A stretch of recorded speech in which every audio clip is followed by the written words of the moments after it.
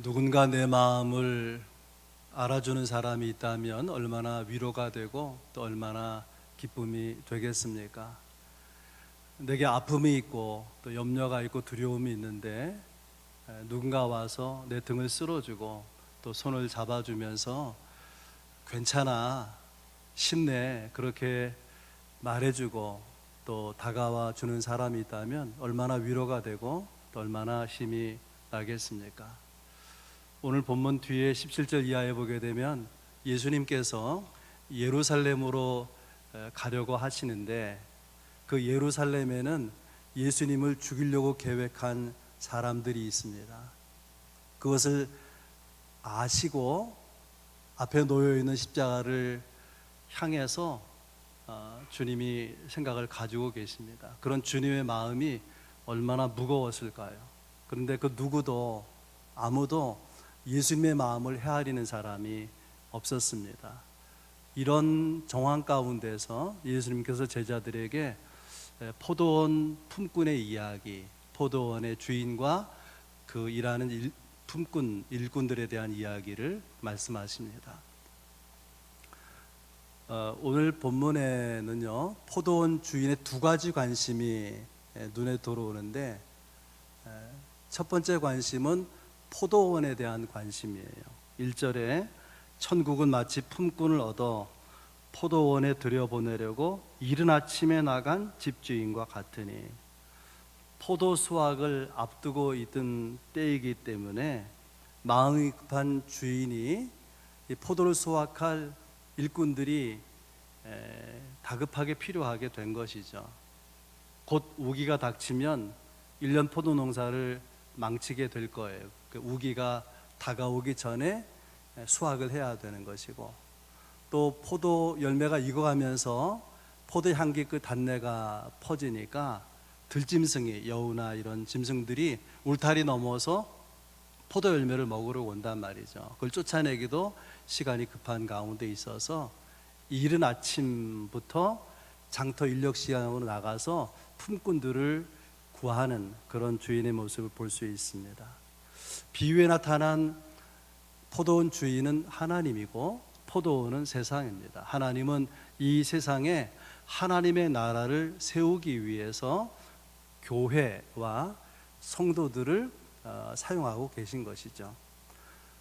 그런 의미에서 볼 때에 세상은 어떤지, 또 교회의 현실은 여러분 어떤 가운데 있는 것입니까? 오늘의 교회는, 또 오늘의 교회의 성도들은 성경적인 가치, 또 기독교적인 가치가 훼손된 가운데, 그런 가치가 무너진 가운데 살아가고 있습니다. 벌써 오래전부터 유럽의 교회들, 그 아름다운 성당들은 관광지가 되어버렸죠. 그 중에 어떤 교회는 카페가 되고 어떤 교회는 식당으로 바뀌어서 사용되는 가운데 있습니다. 가나안 성도라는 말 여러분 들어보셨습니까? 이 가나안을 거꾸로 하면 안 나가. 어떤 이유로든 전에 교회 다녔었는데 지금은 교회 다니지 않는 성도들을 가나안 성도라 그래요. 근데 이 코로나 이후에 또 다른 신조어가 생겼어요. 이게 뭐냐면 플로팅 크리스찬이라고 해서 기독교적인 가치관, 전통 이런 것들을 다 무시하고 주일날 교회 나가서 예배 드리기를 싫어하고, 또 교회 어느 부서에 속해서, 공동체 속해서 지내는 것을 싫어하고, 어떤 봉사도 하고 싶지 않고 자유롭게 신앙생활하고 싶다. 굳이 교회 가서 예배 드려야 되냐? 유튜브에 얼마나 많은 좋은 설교가 있고 예배가 있는데, 그런 성도들, 그렇게 신앙생활을 하고 싶어하는 사람들을 플로팅 크리스찬이라 그렇게 말합니다. 우리 시대는 가나안 성도, 이 플로팅 크리스찬이 늘어가고 있는데, 그래서 교회가 무너지고 또 성도들이 교회를 떠나고 사회가 교회에 대해서 대단히 부정적인 이런 현실 가운데 있는데, 이런 모습을 포도원 주인 되시는 하나님은 어떻게 보실까? 그 하나님의 심정, 포도원을 바라보는 하나님의 심정은 안타까움일 것입니다. 그리고 포도원 주인은 품꾼에 대한 관심을 가지고 있어요. 1절은 천국은 마치 그런 표현으로 시작이 되는데, 예수님의 비유의 이야기는 세상이 아니라 천국을 전제로 하시는 교훈이라는 것을 알 수 있습니다. 여러분, 천국, 하나님의 나라는 어떤 나라입니까? 하나님이 다스리는 나라죠. 하나님의 마음, 하나님의 기준, 하나님의 마음으로 다스려지는 나라. 하나님의 마음의 중심에는 궁휼이 있어요. 그러니까 이 포도원 주인이 품꾼에 대해서 갖는 마음이 무엇이냐? 그것이 궁휼인 것입니다. 1절에 보면 품꾼을 얻어서 포도원에 들여보내려고 한다, 그런 표현이 있어요. 말씀을 쭉 읽어보게 되면, 여러 차례 오늘 본문을 읽어보게 되면 이 포도원 주인이요, 그렇게 급한데도 불구하고 포도원에 일꾼을 들여보내서 일을 시키는 것보다 들여보내는 자체를 신경 쓰고 있는 것을 알 수 있어요. 그래서 1절에 들여보내려고, 또 2절에 들여보내고, 4절에 들어가라, 7절에 들어가라. 들여보내는데 온통 관심이 쏠려 있습니다. 이른 아침부터 인력시장에 가서 일꾼들을 얻었다면 충분한 일꾼의 수를 확보했을 것 같은데도 불구하고, 여기 성경에 나오는 시간에다가 6시간을 더하면 우리나라 시간이거든요. 오전 6시에 인력시장에서 품꾼을 얻었는데도 오전 9시에, 12시에, 오후 3시에, 5시 계속해서 포도원에 들여보낼 일꾼을 찾아 나서는 그런 포도원 주인의 모습을 보여주고 있습니다. 그런 주인의 마음이 무엇이냐? 한마디로 궁휼이라는 거예요. 저 품꾼들을 향한 궁휼. 여러분 생각해 보세요. 품꾼에게 일할 기회를 주는 것, 주인의 궁휼입니다. 만약에 일 자체를 생각했으면은 늦은 시간에 일꾼을 구할 필요가 없는 것이죠. 또 일 자체를 생각했더라면은 늦은 시간에 온 사람에게 먼저 온 사람과 똑같은 임금을 지불할 그런 바보 같은 주인이 어디 있겠습니까? 오늘 본문에 나타나는 품꾼들을 향한 주인의 마음은 궁휼이라고 하는 것이고요. 그 주인의 궁휼한 마음의 절정이 8절에 나타나 있습니다. 저물매 포도원 주인이 청지기에게 이르되 품꾼들을 불러 나중 온 자로부터 시작하여 먼저 온 자까지 삭슬 주라. 이제 일을 끝내고 임금을, 품삯을 지불하는데 누구부터 먼저 주라 그러죠? 맨 나중에 온 자부터 품삯을 전달하라는 거예요. 상식과 안 맞죠? 상식적으로는 가장 먼저 와서 오랜 시간 일한 사람부터 돈을 주는 것이 마땅한데 그렇게 하지 않는 거예요. 여러분 생각해 보세요. 제일 먼저 온 사람에게 품꾼을 먼저 주었다면은 그런 이렇게 고백할 거예요. 오늘 하루 참 힘들었지만 그 이른 시간부터 일과 끝나는 시간까지 온종일 일했으니까 오늘 하루 일과는 힘들었지만 참 감사하다. 오늘 일할 수 있어서 너무 감사하다. 주인에 대한 감사한 마음을 가지고 돌아갔을 것인데 맨 나중에 온 사람부터 품삯을 지불하니까, 그리고 나중에 뒤에서 그보다 먼저 와서 일한 사람들이 동일한 품삯을 받게 되니까 이게 불공정하게 느껴지는 거죠. 그런데도 오늘 비유 가운데 이 포도원 주인은 맨 나중에 온 자에게 먼저 품삯을 지불하는 것입니다. 그 사람 입장에서 생각해 보면 11시에 왔거든요. 6시간 더하면 오후 5시예요. 오후 5시에서 채 1시간도 채우지 못하고 일한 시간이 조금밖에 일하지 못했는데 하루 온종일 일한 사람이 받는 품삯인 한 데나리온을 받은 거예요. 이 오후 5시에 온 사람이 받은 품삯은 어떤 의미냐? 그가 일한 대로 받은 게 아니에요. 일한 만큼 받은 것이 아니라 일한 것이 훨씬 넘치도록 너무 많이 받은 거 아닙니까? 이런 품삯을 받은 오후 5시에 와서 일한 사람의 마음에는 감사가 있죠. 주인의 얼굴만 봐도 감사한 거예요. 또 일을 하는 동안에 막 그 입에서 노래가 나오고 또 춤을 출 정도로 어깨가 들썩일 정도로 그렇게 기쁨 가운데 감격으로 일하지 않았겠습니까?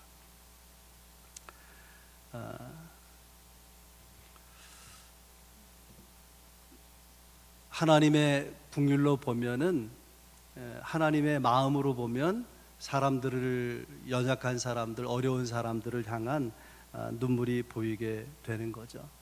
탕자의 비유 여러분 아시죠? 탕자의 형이 아버지에게 불평하죠. 내가 가출한 것도 아니고 동생처럼, 또 아버지 재산을 말아먹은 것도 아니고 아버지 재산을 관리하고 가족을 돌보느라고 얼마나 애를 썼는데 아버지가 나한테 해준 게 도대체 뭐가 있습니까? 근데 어쩌자고 저 가출하고 재산 다 날려버리고 거짓거리 되어서 돌아온 저 동생에게 송아지를 잡아 잔치한다니 그게 웬 말입니까? 아버지 도대체 이럴 수가 있습니까? 이런 형의 불평은 일리가 있죠.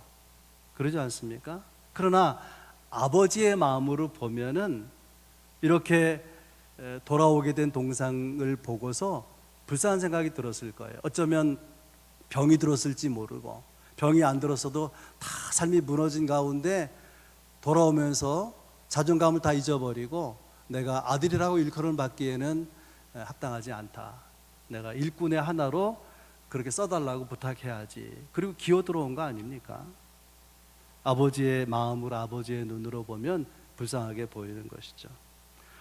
여러분, 우리가 인생을 살아가면서, 신앙생활을 하면서 세상 논리를 가지고 성도들이 비판하는 것은 너무나 가슴 아픈 일입니다. 우리 교회는 이게 문제고, 우리 목사님이 이게 문제고, 그런 모든 불평과 원망은 다 일리가 있어요. 어떤 사실에 근거해서 실제 모습을 보고 비판하는 것인가 일리가 있어요.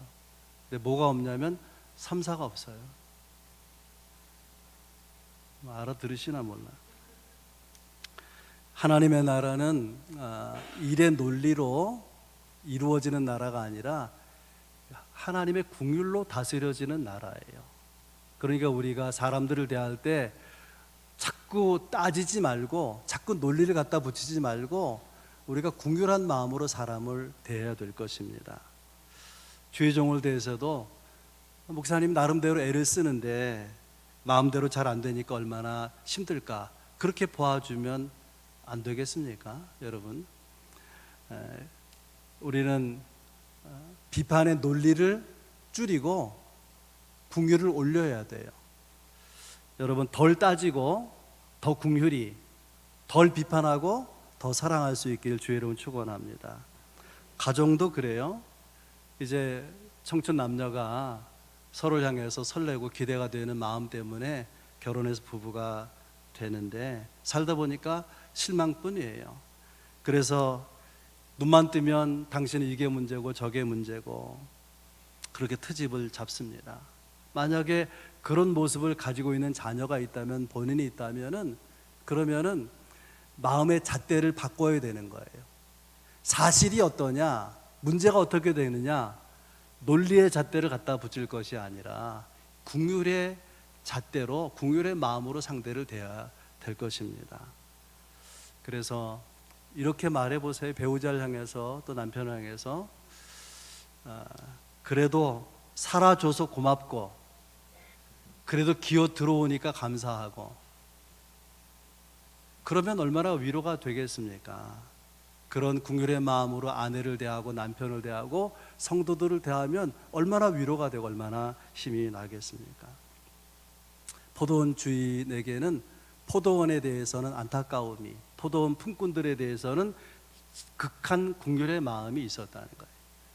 두 번째, 왜 일꾼들은 원망하고 불평했을까? 세 가지 이유가 있는데, 첫째는 은혜를 잊어버렸다고 하는 거예요. 흥미로운 것은 이 주인이 인력시장으로 일꾼을 구하러 나갈 때마다 놀고 서 있는 사람들이 있었다는 거예요. 3절 말씀에 또 제3시에 나가보니 장터에 놀고 서 있는 사람들이 또 있는지라. 6절 제11시에도 나가보니 서 있는 사람들이 또 있는지라. 놀고 서 있다. 핵심이 논다는 데 있는 게 아니라 서 있다는 거예요. 시간이 지나가고 있는데 일꾼으로 쓰여질 시간이 점점 더 희박해져 가고 있는데 자기들을 써주는 사람이 없기 때문에 누군가 써줄 사람을 기다리면서 기대하면서 서성이고 있는 그것을 놀고 서 있다, 그렇게 말하는 것입니다. 그냥 집으로 돌아갈 수가 없어요. 왜냐하면 가족들이 있으니까. 내가 품삯을 받지 못하고 일하지 못했기 때문에 돈을 가지고 집에 들어가지 못하면 저녁은 굶어야 된단 말이죠. 또 내일 일해서 돈 벌어 올 때까지 가족들은 굶어야 되는 것이니까 그 자리를 떠날 수가 없는 거예요. 일을 못하게 될 게 뻔한데도 그 자리를 떠나지 못하는 그런 품꾼들의 모습을 우리가 생각하게 됩니다. 그래서 주인이 물어요. 주인이 너희는 어찌해서 여기 놀고 서 있느냐. 그때 거기 있는 사람들의 가슴 아픈 고백이 있습니다. 우리를 품꾼으로 써주는 사람이 없었습니다. 일하고는 싶은데 아무도 써주지 않아서 이러고 있는 거예요. 여러분, 인력시장의 모습을 생각해 보세요. 어떤 그 인력 지원하는 사무실에서 사람들이 많이 있습니다. 차가 봉고차 같은 게 오면은 그 봉고차를 타고 가서 일할 사람들을 그 사무실 직원이 이름을 호명해. 아무개 그러면 그 사람이 봉고차에 타고 일하러 가는 거예요. 어떤 사람부터 차에 올라탈까요? 어떤 사람부터 일꾼으로 불려갈까요? 몸집이 좋은 사람, 힘 쓸 것 같이 보여지는 사람, 기술이 있어 보이는 사람, 그런 사람들이 먼저 팔려가는 거죠. 그런데 체구도 왜소하고 기술도 없고 약해 보이는 사람, 누가 그런 사람을 써주겠습니까? 그런데 주인의 입에서 정말 복음 같은 소리가 나와요. 너희도 포도원에 들어가라. 설교 제목에 길기 때문에 중간에 포도원을 빼고 너희도 들어가라. 주인이 그 서성이던 사람, 그 안타까움으로 서성이던 사람들을 향해서 너희도 포도원에 들어가라. 무슨 말이죠? 일하라, 그 말이에요. 일할 기회를 준 것입니다.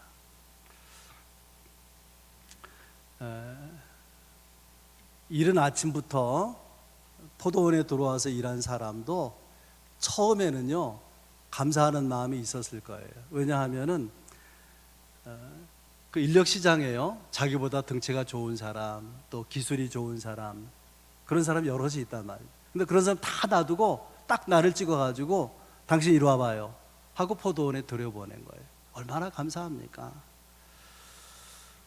그래서 이렇게 일하게 해주신 감사합니다. 열심히 일해 보겠습니다. 그렇게 기쁜 마음으로, 감사한 마음으로 일을 했는데 나중에 품삯을 계산할 때 보니까 1시간 더 채 일한 사람에게 한 달이면 주는데 자기에게 한 달이면 주고 끝내는 거예요. 그러자 그 마음에 불평과 원망이 생긴 거예요. 은혜를 받은 건 분명한데 내가 은혜를 받았다는 생각이 사라져버리고 그 자리에 원망과 불평이 남아있게 되었다는 것입니다. 그러면 어떤 메시지가 이 가운데 있는 것입니까? 일하는 사람들은요 자기 마음을 관리할 줄 알아야 된다는 거예요. 받은 은혜를 은혜로 여길 줄 아는 마음을 가져야 되는데 어느 순간에 원망의 마음으로 변질될 수 있으니까 조심해야 된다, 그런 뜻입니다. 두 번째로 왜 원망했느냐? 비교 의식 때문에 그런 거예요. 이렇게 이제 품삯을 지불할 때요, 여러분 그 장면을 생각해 보세요. 그 테이블에 이렇게 한 사람 의자에 앉아가지고 이제 장부를 두고서는 품삯을 지불하게 되는데 쭉 줄을 서 있을 거 아닙니까? 맨 나중에 온 사람이 품삯을 받는 보니까 한 대련을 받는 거예요. 그래서 뒤에서 그걸 지켜보던 일꾼이 야, 우리는 저 사람보다 더 일했으니까 얼마나 더 받을까? 기대감이 차지 않습니까? 근데 정작 받고 보니까 한 데나리온인 거예요. 동일한 한 데나리온. 기대가 무너지는 순간이죠. 아무래도 사무차고인 것 같다. 저 청지기가 우리가 이런 거를 잘못 계산한 것 같다. 그래서 주인에게 뭐라고 따지냐면 하루 종일 땡볕에서 일했는데 왜 맨 마지막에 1시간도 일하지 못한 사람과 똑같은 대우를 하는 것입니까? 불공평하다는 거죠. 이 포도원 품꾼들이 왜 원망하고 불평하게 됐는가? 비교해서 그런 거예요. 비교하면 비참해지는 것입니다. 비교 의식이 사람을 추하게 만들고 또 사람을 정말 볼품없이 만들어 버리는 것이죠. 내가 제법 잘 사는데도 불구하고 더 잘 사는 사람을 보게 되잖아요. 그러면 마음이 편치 않은 거예요. 내가 행복했다는 그런 마음들이 순식간에 사라져 버리는 거예요. 썰물처럼 빠져나가게 되는 거죠. 여러분, 비교하면 힘들고 비참해집니다. 비교하지 않기를 바랍니다. 왜 원망했는가? 세 번째는 대가를 바라는 보상심리 때문에 그래요. 10절 읽어보면 먼저 온 자들이 와서 더 받을 줄 알았더니 그들도 한 데나리온씩 받은지라. 여기 중요한 표현이요, 더 받을 줄 알았다. 우리는 더 받을 충분한 자격이 있다. 그런데 그런 대우를 받지 못하는 거예요. 그래서 억울한 느낌이 들고 무시를 당한 느낌이 드는 것입니다. 내가 얼마나 수고했는데, 얼마나 애를 쓰고 땀을 많이 흘렸는데 이렇게밖에 대우를 안 해주나, 너무 속이 상한 것이죠. 오늘 본문의 비유를 말씀하기 직전에 성경을 보면 베드로가 예수님께 질문하는 내용이 있어요. 마태복음 19장 27절에 우리가 모든 것을 버리고 주를 따라 싸운데 그런즉 우리가 무엇을 얻으리이까? 그물도 버려두고 배도 버려두고 취미도 버리고 가족도 뒤로 하고 주님을 따라 나서는데, 이렇게 온전히 헌신한 우리들에게 우리에게 돌아올 것이 무엇입니까? 우리가 무엇을 얻게 될 것입니까? 이 제자들의 마음에 보상 심리가, 대가를 바라는 마음이 움직이고 있는 거예요. 또 여러분 생각해 보세요. 그 인력시장의 일꾼들이요, 일을 시켜달라고 주인을 찾아간 게 아니고 주인이 찾아와서 여러 사람 중에서 그에게 일해달라고 와서 부탁을 한 거예요. 그러니까 찾아온 것도 주인이고, 포도원에 들여보낸 것도 주인이고, 거기서 일감을 맡긴 것도 주인이고, 나중에 일한 다음에 품삯을 지불하는 것도 주인입니다. 내가 일찍 와서 일했기 때문에 더 많은 돈을 받아야 된다. 주인이 약속한 것은 다 한 데나리온이었는데 다른 사람보다 더 일을 많이 했으니까 내가 더 받아야 돼. 이건 누구의 기준이죠?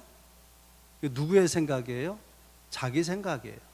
주인이 약속한 그런 기준과 생각이 아니라 자기 기준, 자기 생각인 것뿐인 것이죠. 놀고 서 있어서 그날 불러주는 사람이 없으면은 빈손으로 집에 들어갔어야 했을 그 일꾼, 집에서 기다리는 식구를 먹여 살려야 되는데 일하지 못했으면 참 어려웠을 그 일꾼에게 일감을 준 주인은 고마운 존재 아닙니까? 그런데 그 은혜를 생각하지 못하고, 받은 은혜를 생각하지 못하고 이것밖에 안 주느냐, 그것이 불만이고, 그래서 그들은 불행을 느끼게 된 것이죠. 여러분, 하나님의 일을 하는 사람에게 있어서 필요한 바른 마음의 자세는 뭐냐면은, 제자들은 대가를 바라는 마음이 있죠. 보상심리, 보상의식이 있는데, 주님이 바라시는 것은 빚진 자 의식이에요. 자격이 없는데 불러주지 않으면 할 수 없는 것인데 은혜를 베풀었으니까 나는 은혜의 빚진 자, 그런 마음을 갖는 게 마땅하고, 은혜의 빚진 자 의식을 가진 사람은 겸손하고 또 순종하게 되지 않겠습니까? 여러분, 우리는 대가를 바라고 내가 얼마나 공로가 있는데 수고했는데 그렇게 생각할지 모르지만, 성경으로 볼 때의 공로는 예수님 공로밖에 없는 것입니다. 시편 115편 1절에 이런 말씀이 있어요. 여호와의 영광을 우리에게 돌리지 마옵소서. 누구에게 돌리지 말라고요? 우리에게 돌리지 마옵소서. 오직 주는 인자하시고 진실하심으로 주의 이름에만 영광을 돌리소서. 이게 좋은 일꾼이죠.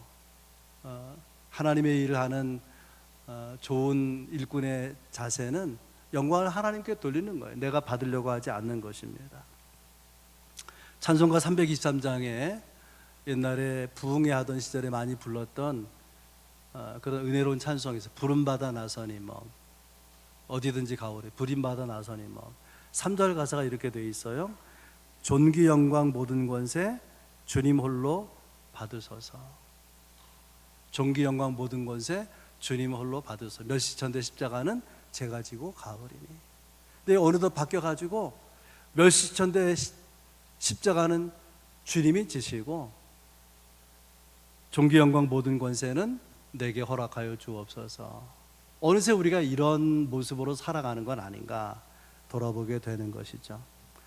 봉사 일을 하는 것도 중요하지만 잘 마무리하는 게 얼마나 중요한지 몰라. 어떤 사람은 일하면서 점점 더 신앙이 아름다워지고 거룩해지고 순수해지는 사람이 있는가 하면 점점 더 취해지는, 더러워지는 그런 사람도 있는 것입니다.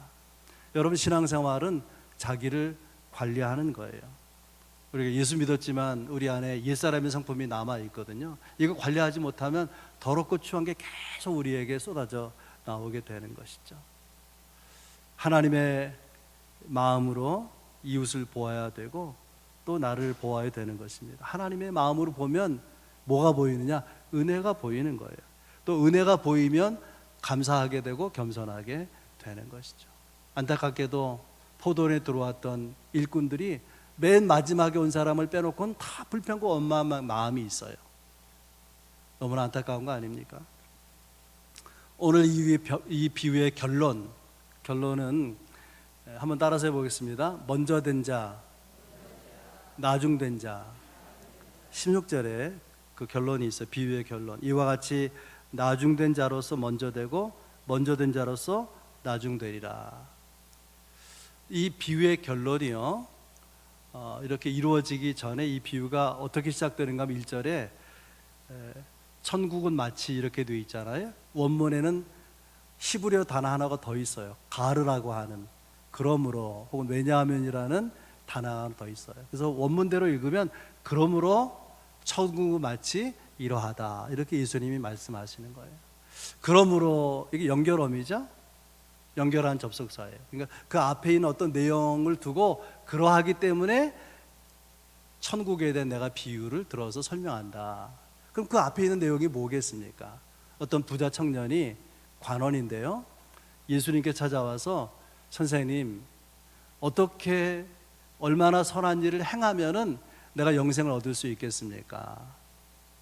예수님께서 여러 말씀 가운데 그러면 너의 재산을 팔아서 가난한 사람에게 주고 나를 따르라.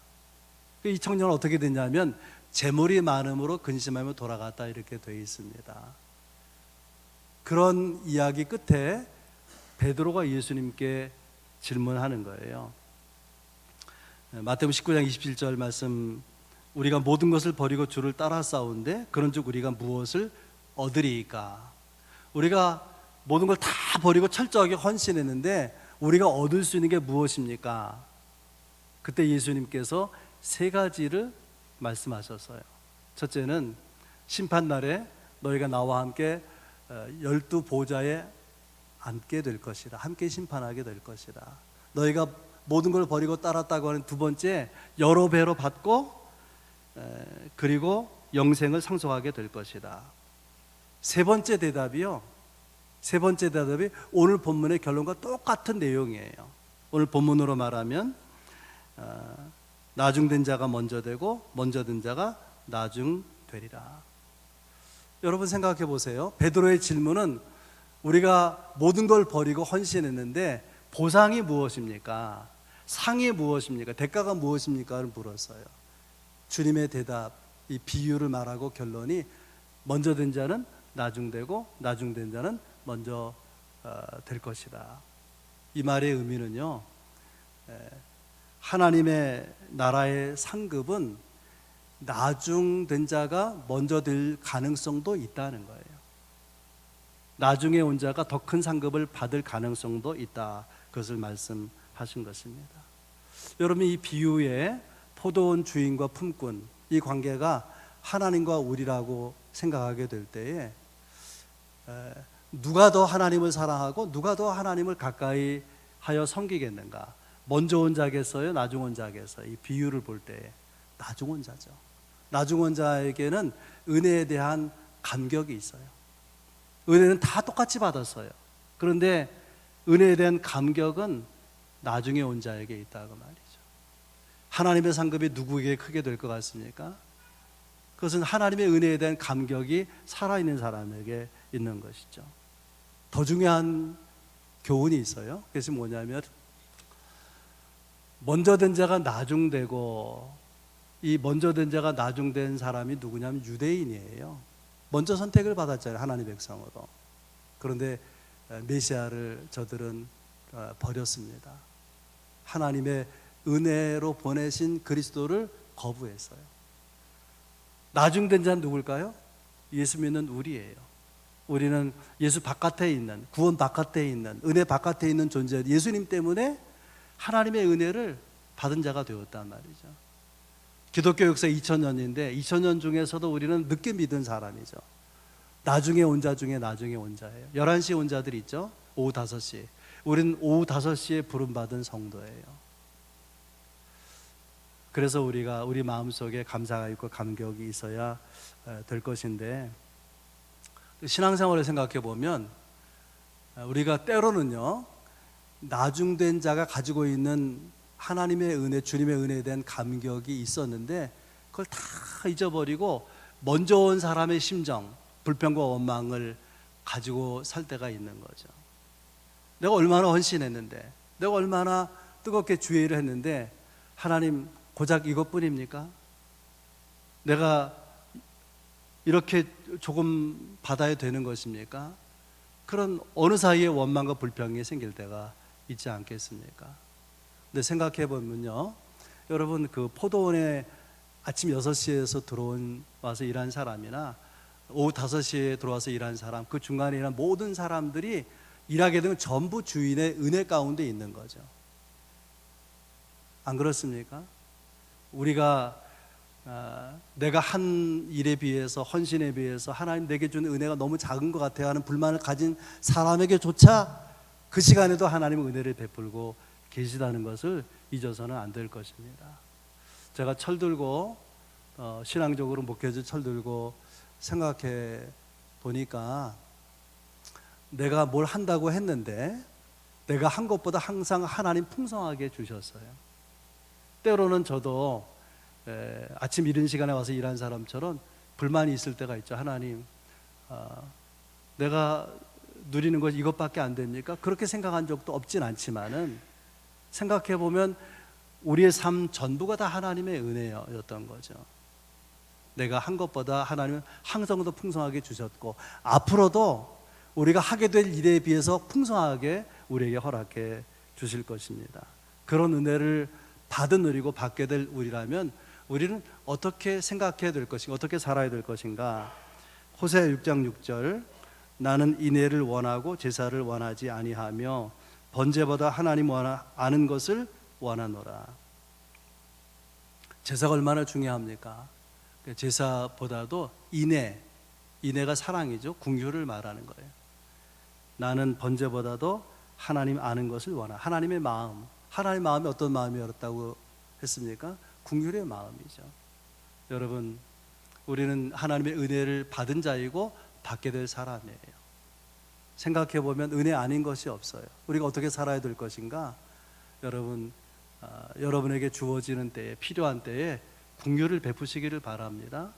우리가 도와야 될 사람을 돕고 섬길 사람을 섬기고 또 우리가 가서 챙겨줄 사람을 챙기고 그렇게 살아가는 삶을 주님이 기대하신다는 것입니다. 주님의 마음을 아는 자 되기를 원한다고 하시는 주님 앞에서 주의 마음을 헤아리고 긍휼로 대하시는 그 긍휼을 받고 긍휼을 베푸는 우리 모두가 될 수 있기를 주의 이름으로 축원합니다.